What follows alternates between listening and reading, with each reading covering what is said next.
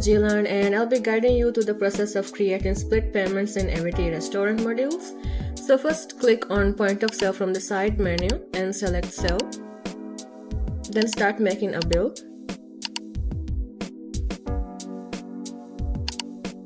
Once you've added the products for the sales, select finish order and then pay. And tick the split payment shown here. And in cash, enter the amount they wish to pay from cash. For instance, from 60.26 they would like to pay 40. Then select add payment.